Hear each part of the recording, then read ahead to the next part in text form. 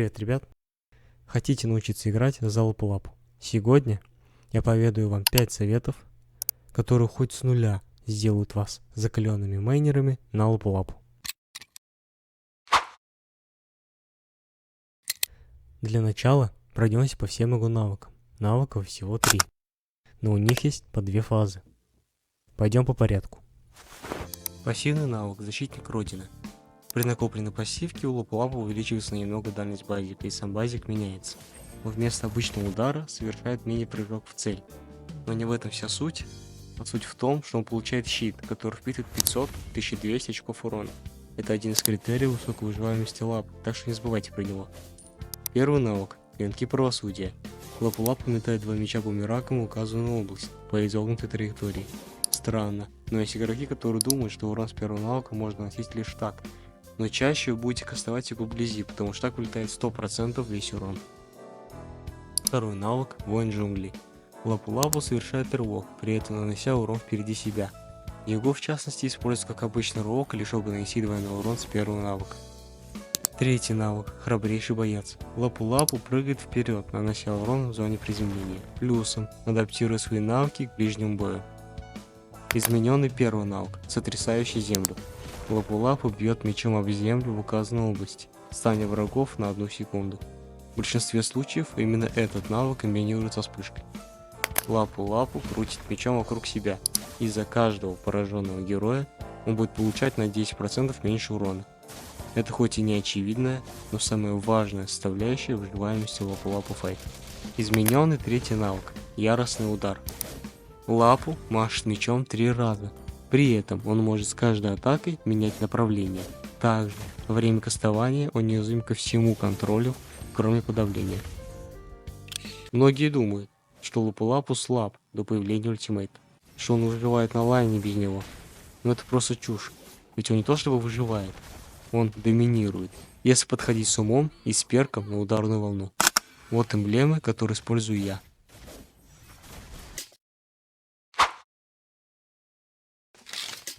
На лапу-лапу расклад таков. Как только вы появляетесь, вы сразу же закупаете себе ботинки. После вы смотрите, кто у них в лесу или какой урон у них доминирует. Тут есть 2 выхода на 2 случая. Например, если у противника, допустим, в лесу Джулиан и на линии с вами стоит Гвиневра, то собирайте себе после ботинок робу тишины. А если у них в лесу Хелкард и на линии с вами Бендетта, то собирайте себе после ботинок броню неустрашимости. В общем, чтобы не вводить вас в замешательство, скажу, собирайтесь в тот деф, с каким вам будет спокойнее. Всегда бывает так, что, например, в лесу Хелл, а на линии Гвиня. И что тут собрать? Я предпочел бы собрать робу тишины. Что бы вы собрали и почему? Напишите в комментариях. Мы перейдем к другим предметам. После докупайте себе сразу молот гнева, чтобы не просесть по урону. Далее соберите крылья королевы.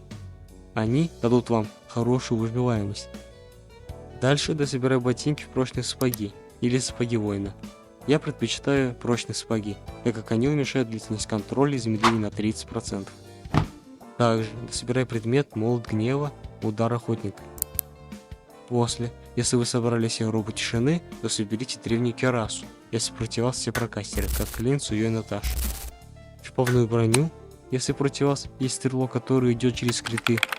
И господство льда, если против вас стрелок собирается через скорость атаки. А если собрали в начале броню неустрашимости, то соберите щит Афины, если на мог уроне прокастеры, или сияющую броню, если постепенный магический урон. Оставшийся предмет дособирайте по случаю. И завершает нашу сборку клинок отчаяния. Он нужен нам, чтобы в соло сносить стрелка или мага, а может быть и их двоих сразу. Есть один нюанс. Если у вас просто бомбезное начало, а у меня таковое бывает часто, ведь лапу-лапу очень сильный в этот период времени, соберите себе после крыльев и серпа сразу клинок отчаяния, ведь выживаемости хватать будет из-за крыльев перефарма, так что с ней проблем быть не должно. Сейчас я расскажу вам мою тактику игры на лапе. В начале на линии вам можно играть агрессивно со всеми персонажами, используя щитки от пассивки, как жирочек, с которым можно разменяться с противником, первый навык и удар на волну как урон, и второй навык как отступление по Тавр. Таким макаром ждете ультимейт. И если рядом с вами черепаха, то гасите там в приоритете вражеского лесника или вражеского мага. А если черепаха не у вас, то забирайте лайнера, который стоит с вами на опыте. Или если он очень жирный и еще и с отмщением, то скипайте крип и идите на мидл, так как жирный перс не толкнет ваш лайн, даже если попытается. На лапе нужно убивать вражеского стрелка, чтобы тот не смог помочь своей тиме слить вашего танка. Также у самого лапы есть отличная инициация, которую может поддержать ваш танк, если у него таковой нет. Вот на экране вы видите два способа инициировать файт. Этот мы разберем поподробнее. Тут видно, как я сначала кидаю первый навык, после второй к скоплению противников и третий плюс вспышка, чтобы зайти либо ему за спину, либо напасть в лоб. Дальше вы используете второй навык, чтобы подольше прожить. После вы сразу же активируете пассивку, чтобы увеличить ваш запас хп. И сразу же кастуете третий навык, чтобы вас не застанили. При этом нужно учитывать один критерий. Если у вас на моменте кастования ульты уже мало хп, то на этом самом ультимейте и сваливаете, пока вас союзники прикрывают. Это бывает в большинстве случаев. А если у вас хп достаточно, то акцентируйте весь урон на коре вражеской команды, чтобы если вы никого не забрали, то хотя бы вывести из строя вражеского кора, и он не сможет помочь сокоманднику. Советую больше играть, используя комбинации, чтобы к ним привыкнуть и кастовать их неосознанно. Но самое главное, нужно анализировать то, что вы делаете.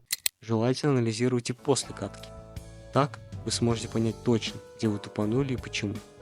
Да и вообще не только на лапу, но и на всех героях нужно это делать.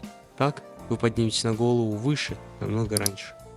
Подписавшись, вы не только получите доступ к эксклюзивному контенту, но и сможете участвовать в обсуждениях с другими игроками в моем телеграм-канале.